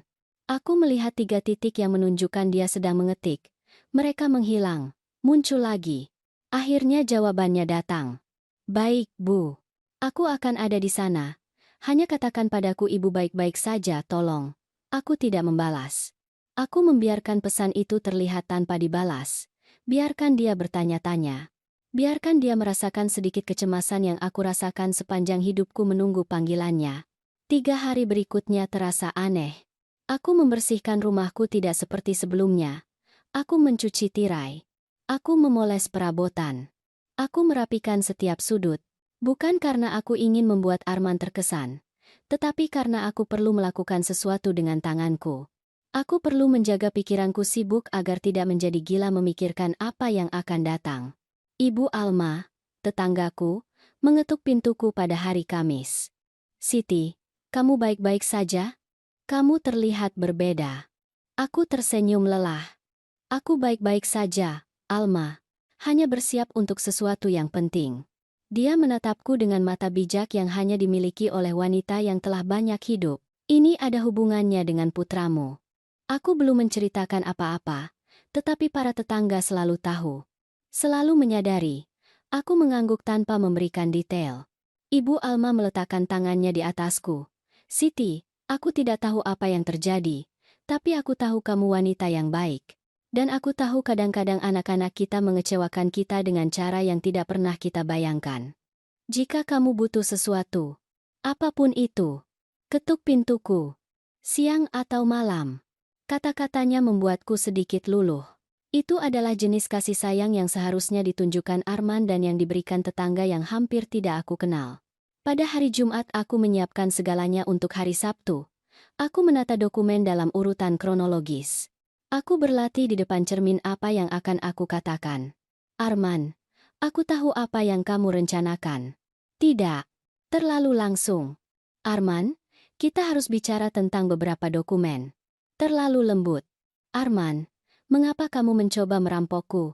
Terlalu agresif. Pada akhirnya aku memutuskan bahwa aku tidak akan berlatih lagi. Kata-kata akan keluar ketika mereka harus keluar. Aku menyiapkan kopi untuk 2 orang. Aku mengeluarkan cangkir yang bagus, yang hanya aku gunakan pada acara-acara khusus. Ini jelas memenuhi syarat sebagai acara khusus. Pada hari Sabtu aku bangun pukul 6 pagi. Meskipun Arman akan datang pukul 2, aku mandi. Aku mengenakan gaun sederhana tetapi bermartabat. Warna coklat. Aku menyisir rambutku. Aku memakai sedikit riasan. Bukan karena aku ingin terlihat baik untuknya, tetapi karena aku ingin merasa kuat. Dan ketika aku melihat diriku berdandan, aku merasa lebih percaya diri. Aku menatap cermin. Wanita yang balas menatapku tidak lagi sama seperti seminggu yang lalu. Wanita ini memiliki mata yang lebih keras, mulut yang lebih tegas, punggung yang lebih tegak. Pukul 2 kurang 5 menit aku meletakkan semua dokumen di atas meja ruang tamu. Aku membentuk 3 tumpukan. 1 dengan bukti kebohongan dan pinjaman yang tidak dikembalikan. Yang lain dengan dokumen palsu dari rencana perampokan, dan yang ketiga dengan surat-surat percobaan menghipotekkan rumahku. Di tengah meja aku meletakkan sebuah foto. Itu adalah foto ketika Arman berusia 8 tahun. Kami berpelukan di depan rumah ini pada hari kami membelinya. Kami berdua tersenyum. Kami berdua tampak bahagia. Aku meletakkan foto itu di sana untuk mengingatkan kami berdua siapa kami dulu. Pukul 2 tepat pintu diketuk. Jantungku berdetak sangat kencang hingga aku pikir itu akan keluar dari dadaku. Aku berjalan menuju pintu. Aku menarik napas dalam-dalam. Dan aku membuka. Arman berdiri di ambang pintu dengan senyum gugup. Dia mengenakan kemeja putih dan celana jeans. Dia terlihat lelah. Dia punya kantung mata. Dia mungkin tidak tidur nyenyak memikirkan mengapa aku memanggilnya seperti ini. "Halo, Bu," katanya. Dan dia mencoba memelukku. Aku melangkah mundur. Dia menyadari penolakan itu dan senyumnya goyah. "Masuk," kataku dengan suara netral. Dia masuk melihat sekeliling seolah mencari tanda-tanda apa yang terjadi. "Duduklah." Aku menginstruksikannya menunjuk ke sofa di depan meja tempat aku meletakkan semua dokumen. Dia duduk perlahan. Matanya tertuju pada kertas-kertas itu dan aku melihat bagaimana wajahnya berubah. Pertama kebingungan, kemudian pengakuan, akhirnya ketakutan. "Bu, apa semua ini?" Suaranya mencoba terdengar biasa saja, tetapi bergetar. Aku duduk di kursi di depannya. Meja dengan bukti di antara kami seperti medan perang. "Itu persis yang akan kamu jelaskan padaku, Arman." Aku mengambil tumpukan dokumen pertama, laporan bank dengan semua transfer ditandai kuning. 192 juta rupiah, kataku menunjukkan surat-surat itu. "Itu yang aku pinjamkan padamu dalam 3 tahun terakhir. Pinjaman yang tidak pernah kamu kembalikan. Pinjaman yang kamu janji akan bayar dan tidak pernah kamu lakukan." Arman mencoba menyela, tetapi aku mengangkat tanganku. "Tidak. Sekarang kamu bicara ketika aku selesai. 192 juta rupiah bukanlah uang kecil untuk seorang wanita yang hidup dengan pensiun 6.750.000 rupiah per bulan. Aku harus berhenti membeli obat-obatan beberapa kali. Aku harus makan lebih sedikit. Aku harus berkorban. Tapi aku melakukannya karena kamu putraku. Karena aku mencintaimu. Karena seorang ibu berkorban." Arman membuka mulut untuk berbicara. Tetapi aku melanjutkan. Aku mengambil tumpukan kedua. Dokumen-dokumen palsu. Surat kuasa. Akta jual beli. Otorisasi bank. Aku meletakkannya di depannya satu persatu seperti kartu dalam permainan mematikan. "Ini adalah dokumen yang akan kamu buat aku tanda tangani hari Minggu lalu. Hari makan siang itu, yang tidak pernah menjadi makan siang. Itu adalah jebakan. Jebakan untuk merampok semua yang aku miliki. Rumahku. Tabunganku, seluruh hidupku. Semua hanya dengan 15.000 rupiah dan selembar kertas yang ditandatangani. Wajahnya menjadi putih. Benar-benar putih. "Bu, aku bisa jelaskan." Suaranya hanya berupa bisikan. "Jelaskan kalau begitu," kataku dengan ketenangan yang tidak aku tahu aku miliki. "Jelaskan padaku bagaimana seorang putra berencana merampok ibunya sendiri. Jelaskan padaku bagaimana kamu memalsukan dokumen. Jelaskan padaku bagaimana kamu berlatih meniru tanda tanganku. Jelaskan padaku bagaimana kamu menatap mataku dan mengatakan kamu mencintaiku sementara kamu berencana meninggalkanku di jalanan." Kata-kata keluar dariku seperti pisau. Setiap kata tajam, setiap kata tepat. Arman mengusap wajahnya. Ketika dia mengangkat tangannya, matanya merah. "Itu bukan ideku," katanya akhirnya. "Itu Ayu, dia." Aku tertawa. Itu adalah tawa yang pahit dan kering. "Ayu? Oh, tentu saja. Salahkan istrimu. Seolah-olah kamu tidak punya otak sendiri. Seolah-olah kamu tidak hadir di setiap langkah rencana ini." Aku mengambil tumpukan dokumen ketiga. Upaya hipotek. Tanda tangan palsu. Apakah ini juga ide Ayu? "Kapan kamu mencoba menghipotekan rumahku tanpa aku ketahui? Kapan kamu memalsukan tanda tanganku untuk mendapatkan 450 juta rupiah?" Dia berdiri. "Bagaimana ibu tahu semua ini?" "Siapa yang memberitahu ibu?" "Bukan rasa malu. Kemarahan karena ketahuan." "Duduklah." Aku memerintahkannya dengan suara baja. Dia duduk. Aku tetap berdiri. Aku ingin melihatnya dari atas. Aku ingin dia merasakan betapa kecilnya dia saat ini. "Bagaimana aku tahu?" "Karena aku bukan wanita tua bodoh yang kamu pikirkan. Karena aku punya orang-orang yang lebih peduli padaku daripada putraku sendiri." Karena Budi adalah akuntanku dan ketika kamu datang meminta bantuannya dengan dokumen palsumu, dia memberitahuku. Aku melihat bagaimana kesadaran menghantamnya. Budi, rencana sempurnanya gagal karena satu detail yang tidak dia duga, bahwa akuntan yang dia sewa adalah akuntanku. Ironi itu hampir lucu. Arman, kataku sambil duduk lagi. Aku akan menanyakan sesuatu dan aku ingin kamu menjawabku dengan jujur. Apakah kamu pernah mencintaiku? Apakah aku pernah menjadi sesuatu yang lebih bagimu daripada sekadar sumber uang? Air mata mulai mengalir di wajahnya. Tapi aku sudah tidak percaya lagi pada air matanya. Aku sudah melihat terlalu banyak. Bu, tentu saja aku mencintai ibu. Ibu adalah ibuku. Suaranya serak. Tapi kami putus asa. Kami punya utang. Bisnis Ayu gagal. Kami berutang uang kepada orang berbahaya. Kami butuh rumah itu. Kami butuh uang itu. Itu hanya akan sementara. Kami akan merawat ibu. Kami akan. Aku menyela dengan membanting meja dengan tanganku. Sementara, kalian akan merawatku? Arman, dokumen-dokumen ini akan meninggalkanku tanpa apa-apa. Tanpa rumah, tanpa tabungan. Tanpa apa-apa. Di mana aku akan tinggal? Di jalanan? Di panti jompo? Atau kamu hanya berharap aku menghilang dengan nyaman? Keheningan yang mengikuti adalah jawabannya. Dia tidak pernah memikirkan itu. Atau lebih buruk, dia memikirkannya dan tidak peduli. Tahukah kamu apa yang paling menyedihkan dari semuanya? Aku melanjutkan. Bukan karena kamu mencoba merampokku. Bukan karena kamu memalsukan tanda tanganku. Bahkan bukan karena kamu memanfaatkanku sepanjang hidupku. Yang paling menyedihkan adalah aku akan memberikan semuanya secara sukarela jika kamu memintanya. Jika kamu datang dan berkata kepadaku, Bu, aku dalam masalah. Aku butuh bantuan. Aku akan menjual rumahku. Aku akan mengosongkan rekeningku. Aku akan tidur di bawah jembatan jika itu berarti menyelamatkanmu. Kata-kata itu menghancurkannya. Dia mulai terisak. Aku minta maaf, Bu. Aku sangat menyesal. Itu adalah kesalahan. Kesalahan yang mengerikan. Ayu meyakinkanku. Dia bilang ibu tidak akan menyadarinya. Bahwa ibu akan lebih baik. Apa? Aku menatapnya tajam. Ayu melakukan hal yang sama pada ibunya sendiri 6 tahun lalu. Kamu tahu itu. Aku melihat di matanya bahwa dia tahu. Kamu tahu itu. Dan meskipun demikian kamu pikir itu ide yang bagus untuk melakukan hal yang sama padaku. Ibumu sendiri, wanita yang mengandungmu selama 9 bulan. Yang bekerja 2 pekerjaan agar kamu bisa kuliah. Yang menjual perhiasan ibunya yang sudah meninggal untuk membayar kuliahmu. Aku bangkit dan berjalan ke jendela. Aku tidak bisa melihatnya lagi. Aku harus memutuskan minggu ini apakah aku akan melaporkanmu. Apakah aku akan menelepon polisi dan membuatmu menghadapi konsekuensi hukum atas penipuan dan pemalsuan?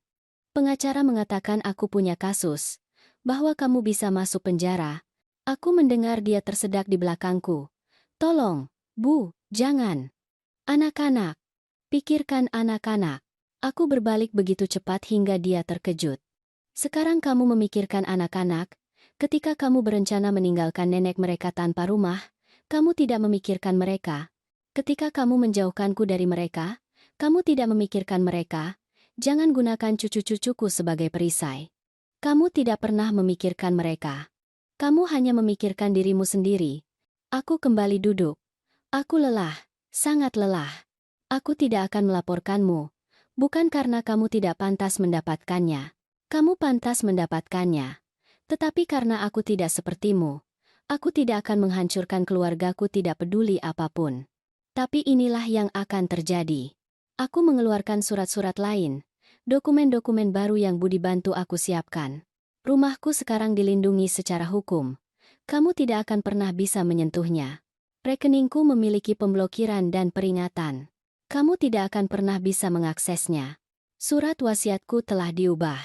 Kamu tidak mewarisi apapun lagi. Semuanya akan diserahkan kepada yayasan yang membantu lansia korban penyalahgunaan keluarga. Aku melihat bagaimana setiap kata menghantamnya seperti pukulan. Arman, kamu memilih uang daripada aku. Sekarang kamu hidup dengan pilihan itu. Aku tidak ingin melihatmu lagi. Aku tidak ingin teleponmu. Aku tidak ingin kunjunganmu. Aku tidak ingin apa-apa darimu. Dia berdiri putus asa. Bu, ibu tidak bisa melakukan ini. Aku putra ibu satu-satunya. Kita keluarga. Aku juga berdiri dan menatap matanya langsung. Keluarga tidak merampok. Keluarga tidak berbohong. Keluarga tidak mengkhianati. Kamu berhenti menjadi keluargaku pada hari kamu memutuskan bahwa aku adalah masalah yang harus diselesaikan alih-alih seorang ibu untuk dicintai. Aku berjalan ke pintu dan membukanya. Pergilah. Dan jangan kembali. Arman berdiri di sana. Menangis. Gemetar. Bu, tolong. Beri aku kesempatan lagi. Aku bisa berubah. Aku akan meninggalkan Ayu. Aku akan. Aku menghentikannya dengan tatapan. Tidak ada lagi yang bisa diselamatkan di sini. Arman, kamu menghancurkan segalanya. Kamu sendiri. Sekarang hiduplah dengan itu. Dia mengambil beberapa langkah menuju pintu tetapi berhenti. Bagaimana jika anak-anak menanyakan ibu? Pertanyaan itu hampir menghancurkanku. Hampir. Katakan pada mereka kebenarannya. Katakan pada mereka bahwa ayah mereka mencoba merampok nenek mereka dan nenek mereka harus melindungi dirinya sendiri. Atau bohongi mereka. Kamu sudah ahli dalam hal itu. Dia keluar melalui pintu tanpa menoleh ke belakang. Aku mendengar langkah kakinya menuruni tangga. Aku mendengar mesin mobilnya menyala. Aku mendengar dia menjauh. Aku menutup pintu dan menguncinya. Aku berdiri di sana, bersandar di pintu, sampai kakiku menyerah dan aku membiarkan diriku jatuh ke lantai. Aku menangis. Aku menangis seperti yang belum pernah aku lakukan selama bertahun-tahun. Aku menangisi putra yang aku hilangkan. Untuk keluarga yang tidak pernah aku miliki. Untuk tahun-tahun yang terbuang dalam ilusi. Untuk cucu-cucu yang tidak akan aku lihat tumbuh lagi. Tetapi aku juga menangis lega. Karena aku akhirnya mengatakan kebenaran. Aku akhirnya membela diriku. Aku akhirnya memilih martabatku di atas kebutuhanku untuk dicintai. Aku menangis sampai aku tidak punya air mata lagi. Dan ketika aku bangkit dari lantai 1 jam kemudian, aku adalah wanita yang berbeda. Wanita yang selamat dari yang terburuk. Wanita yang telah melawan dan menang.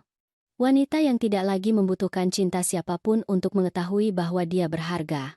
Rasa hormatku sendiri sudah cukup bagiku. Hari-hari pertama setelah konfrontasi adalah yang paling sulit. Rumah terasa lebih kosong dari sebelumnya. Tetapi itu adalah kekosongan yang berbeda. Sebelumnya itu adalah kekosongan harapan yang tidak terpenuhi. Sekarang itu adalah kekosongan pembebasan. Aku tidak lagi menunggu panggilan yang tidak pernah datang. Aku tidak lagi membuat alasan untuk putra yang tidak mencintaiku. Aku tidak lagi hidup dalam kebohongan. Aku hidup dalam kebenaran. Dan kebenaran, meskipun menyakitkan, juga bersih. Ibu Alma mengetuk pintuku pada hari Selasa pagi dengan gulai panas.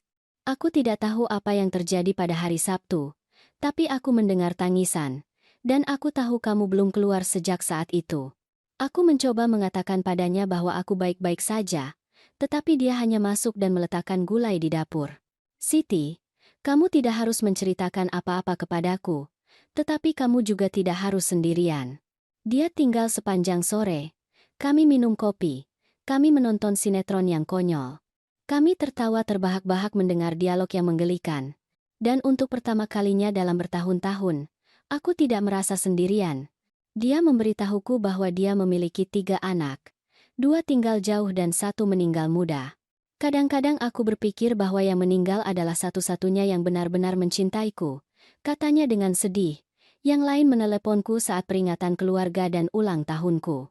Itu saja. Jadi aku mengerti rasa sakit seorang ibu yang memberikan segalanya dan menerima remah-remah. Kata-katanya menghiburku. Bukan karena rasa sakitnya sama dengan milikku, tetapi karena itu mengingatkanku bahwa aku tidak sendirian dalam hal ini. Bahwa ada jutaan ibu yang menjalani pengkhianatan diam-diam yang sama ini. Pada hari Rabu aku menelepon Budi untuk berterima kasih. Siti, bagaimana kabarmu? Kamu bicara dengan Arman? Aku menceritakan semuanya kepadanya. Setiap kata dari konfrontasi. Setiap dokumen yang ditunjukkan. Setiap air mata yang tumpah. Budi mendengarkan dalam diam dan ketika aku selesai dia berkata, "Kamu melakukan hal yang benar. Aku tahu sekarang tidak terasa begitu, tetapi kamu menyelamatkan dirimu sendiri, dan itu membutuhkan lebih banyak keberanian daripada yang dimiliki kebanyakan orang. Kata-katanya memberiku kekuatan. Itu mengingatkanku bahwa memilih martabatku bukanlah keegoisan. Itu adalah kelangsungan hidup. Pada hari Kamis aku mulai menata ulang hidupku. Secara harfiah, aku melepaskan semua foto Arman dari dinding. Aku tidak membuangnya. Aku tidak bisa. Tetapi aku menyimpannya dalam kotak di lemari. Aku menghapus nomor telepon darurat yang aku tempel di kulkas. Sebelumnya tertulis, dalam keadaan darurat, telepon Arman. Sekarang tertulis nomor Ibu Alma dan Budi. Aku mengubah prioritas dalam hidupku karena prioritas lamaku telah mengkhianatiku. Aku menemukan gambar-gambar yang Arman buat untukku ketika dia masih kecil di laci. Hati berwarna-warni. Rumah dengan cerobong asap. Keluarga bahagia. Aku cinta ibu tertulis dengan huruf miring. Gambar-gambar itu berasal dari seorang anak yang aku kenal. Seorang anak yang mencintaiku dengan tulus. Tetapi anak itu sudah tidak ada lagi. Dia telah menjadi pria yang tidak aku kenal. Aku menyimpan gambar-gambar itu dengan foto-foto.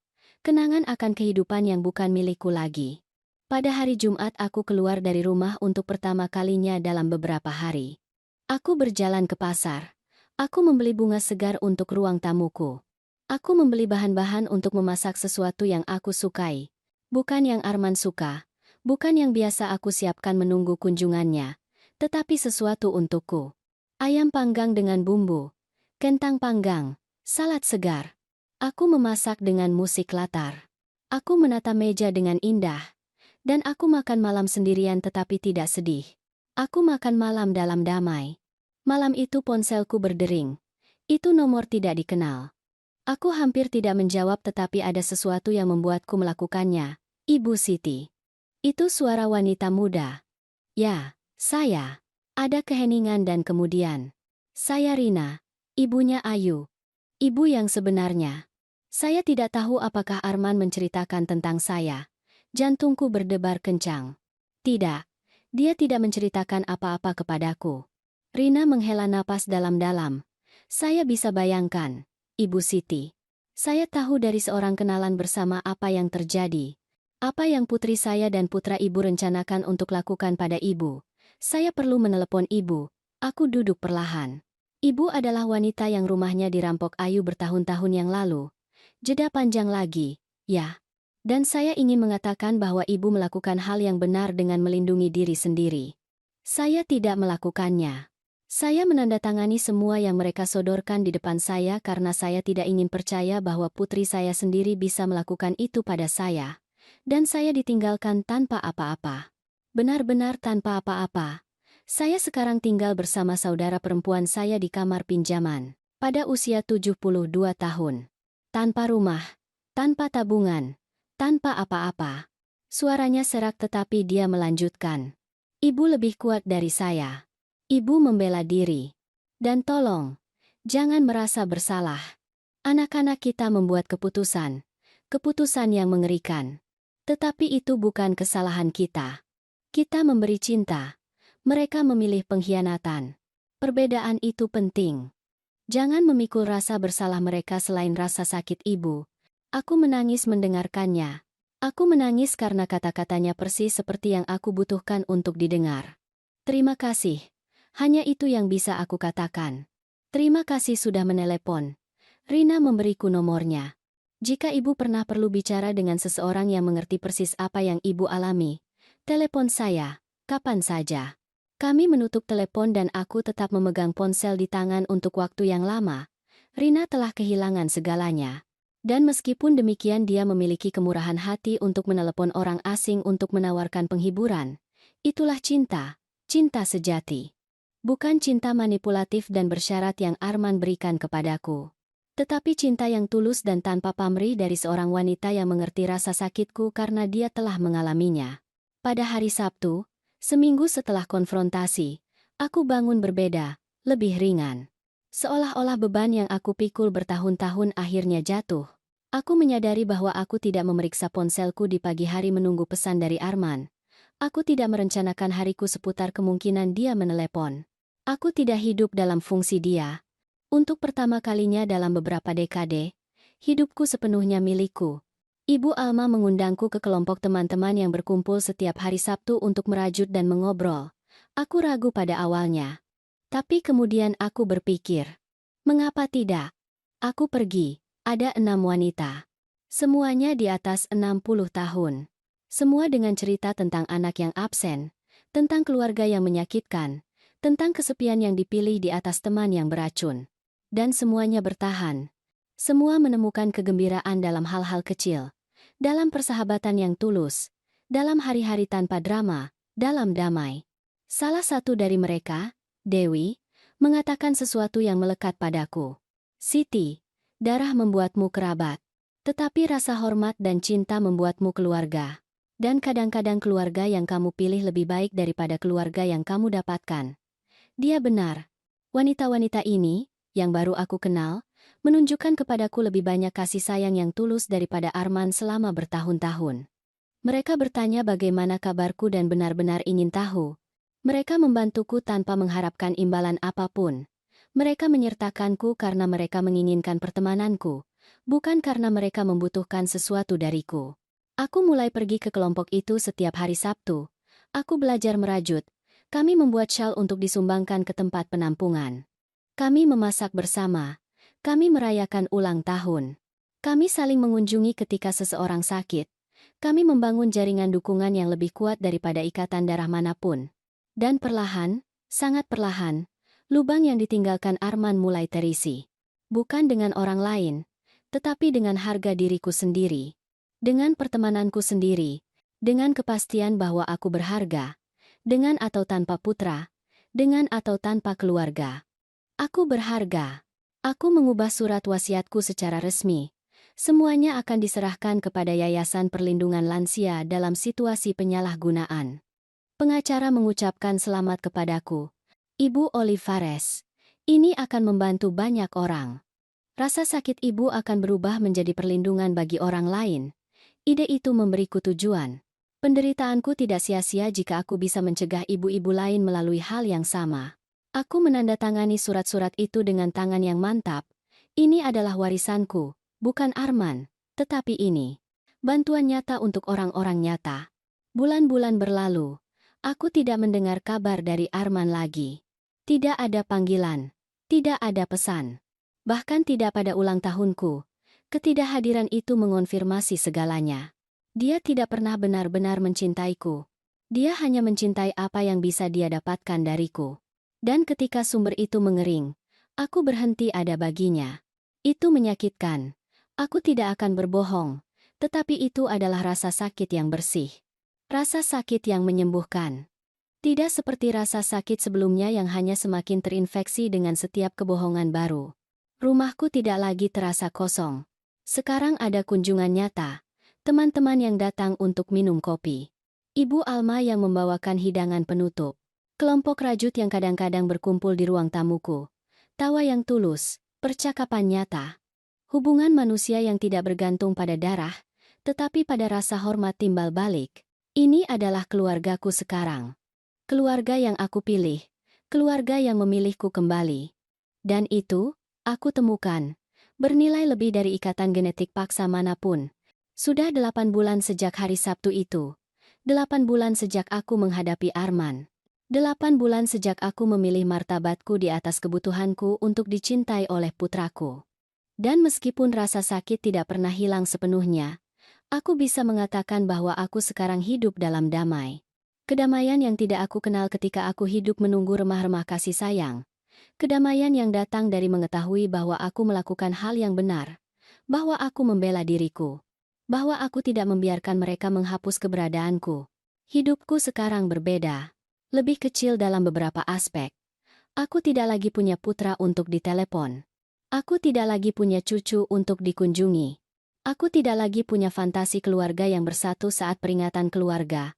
Tetapi hidupku juga lebih besar dalam aspek lain. Aku punya teman sejati. Aku punya hari-hari tanpa kecemasan. Aku punya malam-malam di mana aku tidur nyenyak mengetahui bahwa rumahku aman. Bahwa tabunganku terlindungi. Bahwa tidak ada yang berencana merampokku saat aku tidur dengan percaya diri. Kelompok rajut menjadi keluargaku. Kami merayakan semuanya bersama. Ulang tahun, hari libur. Hanya hari Selasa tanpa alasan khusus. Kami merawat satu sama lain ketika seseorang sakit. Kami meminjamkan uang tanpa berharap itu dikembalikan. Kami mendengarkan tanpa menghakimi. Inilah keluarga. Inilah cinta. Bukan cinta bersyarat Arman yang hanya ada ketika aku punya sesuatu untuk diberikan. Tetapi cinta yang tulus yang ada hanya karena memang ada. Ibu Alma mengatakan kepadaku sebulan yang lalu. Siti, sejak semua ini terjadi, aku melihatmu lebih hidup.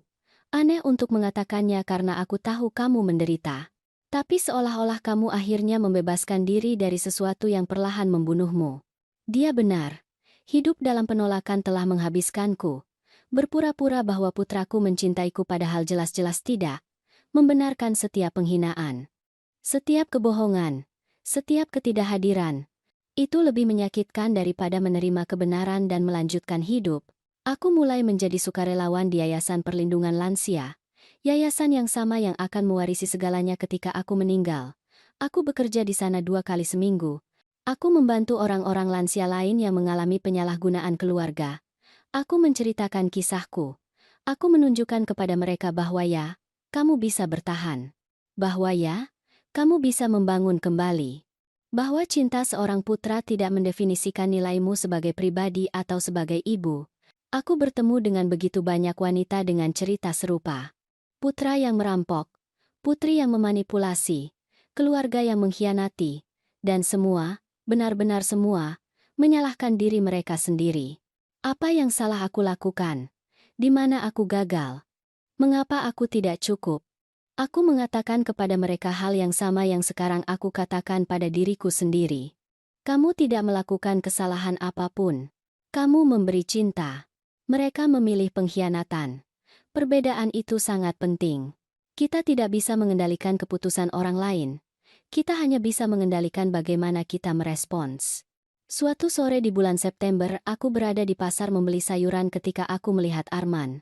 Itu adalah pertama kalinya dalam 8 bulan. Dia sendirian. Dia terlihat lelah. Lebih tua. Mata kami bertemu sejenak. Aku melihat sesuatu di tatapannya. Penyesalan, rasa malu. Rasa sakit? Aku tidak tahu. Dan sejujurnya, itu tidak penting lagi. Aku mengalihkan pandanganku dan melanjutkan belanjaanku. Jantungku berdetak cepat, tetapi aku tidak roboh. Aku tidak berlari ke arahnya. Aku tidak berbicara dengannya. Aku hanya melanjutkan hidupku. Karena itulah yang aku lakukan sekarang. Aku melanjutkan hidup. Aku tidak tahu apakah Arman benar-benar menyesal. Aku tidak tahu apakah dia pernah mengerti kerusakan yang dia sebabkan. Aku tidak tahu apakah Ayu masih memanipulasinya atau apakah dia akhirnya membuka matanya. Dan aku telah mencapai titik di mana pertanyaan-pertanyaan itu tidak lagi membuatku tidak bisa tidur. Dia membuat pilihannya. Aku membuat pilihanku. Jalan kami berpisah. Dan tidak apa-apa jika memang begitu. Tidak setiap cerita memiliki akhir bahagia rekonsiliasi. Kadang-kadang akhir bahagia hanyalah menemukan kedamaian dalam jarak. Aku mengubah banyak hal dalam hidupku. Aku mulai mengambil kelas melukis. Sesuatu yang selalu aku ingin lakukan. Tetapi tidak pernah punya waktu karena aku sibuk menjadi ibu yang sempurna untuk putra yang tidak menghargainya. Aku menemukan bahwa aku cukup pandai melukis pemandangan. Aku punya beberapa lukisan di ruang tamuku sekarang. Pemandangan tempat-tempat yang belum pernah aku kunjungi, tetapi yang ingin aku kunjungi. Siapa tahu? Mungkin suatu hari aku akan bepergian. Mungkin aku akan menggunakan sebagian dari tabunganku untuk melihat laut, untuk melihat gunung, untuk hidup sedikit sebelum terlambat. Aku juga mulai menulis. Bukan buku atau apapun yang formal, hanya buku harian tempat aku menulis pikiran-pikiranku, perasaan-perasaanku, proses penyembuhanku. Suatu hari mungkin seseorang akan membacanya dan menemukan penghiburan. Mungkin ibu lain yang melalui hal yang sama akan membaca kata-kataku dan merasa kurang sendirian. Mungkin rasa sakitku akan berfungsi untuk menerangi jalan orang lain. Dan jika itu terjadi, maka semuanya akan terbayar. Aku telah belajar bahwa cinta seorang ibu adalah hal yang paling murni dan paling berbahaya yang ada. Murni karena kamu memberi tanpa mengharapkan imbalan apapun. Berbahaya karena kemurahan hati itu dapat dieksploitasi oleh orang-orang tanpa hati nurani, bahkan jika orang-orang itu adalah putramu sendiri. Aku belajar bahwa mencintai tidak berarti membiarkan penyalahgunaan, bahwa menetapkan batasan bukanlah kurangnya cinta. Bahwa mengatakan cukup kadang-kadang adalah tindakan cinta diri yang paling penting yang bisa kamu lakukan. Jika aku bisa berbicara dengan Siti setahun yang lalu, aku akan mengatakan padanya, semuanya akan baik-baik saja. Kamu akan melalui neraka. Kamu akan menangis sampai kamu berpikir kamu tidak punya air mata lagi. Kamu akan mempertanyakan segala sesuatu tentang dirimu sendiri. Tetapi di sisi lain dari rasa sakit itu ada kebebasan. Ada kedamaian. Ada versi dirimu yang lebih kuat, lebih bijaksana, lebih lengkap. Versi yang tidak membutuhkan validasi siapapun untuk tahu bahwa dia berharga. Hari ini hari Sabtu. Kelompok rajut akan datang dalam 1 jam. Dewi membawa kue wortel terkenalnya. Alma berjanji akan mengajari kami jahitan baru. Rina, ibunya Ayu, sekarang juga datang. Kami menjadi teman dekat. Kami berbagi rasa sakit unik karena dikhianati oleh anak-anak kami. Tetapi kami juga berbagi kegembiraan karena telah selamat. Karena telah memilih untuk hidup daripada hanya ada menunggu cinta yang tidak pernah datang. Aku menyiapkan kopi. Aku mengeluarkan cangkir yang bagus. Yang sama yang aku gunakan pada hari konfrontasi dengan Arman. Tetapi sekarang aku menggunakannya untuk sesuatu yang lebih baik. Untuk merayakan persahabatan sejati. Untuk menghormati hubungan yang tulus. Untuk bersulang bagi wanita-wanita yang saling mendukung ketika dunia mencoba meruntuhkan mereka. Aku melihat sekeliling rumahku. Dinding-dinding yang aku cat dengan warna baru. Tanaman-tanaman yang mekar di setiap jendela. Lukisan-lukisan yang aku lukis sendiri.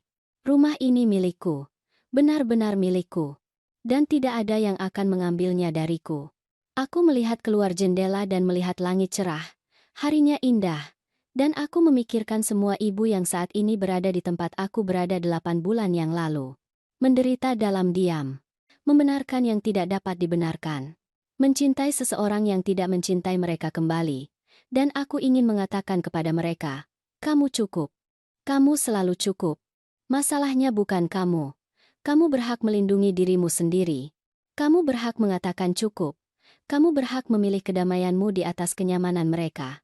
Hidup setelah pengkhianatan itu mungkin. Itu tidak akan menjadi hidup yang kamu bayangkan. Itu tidak akan menjadi keluarga yang kamu impikan.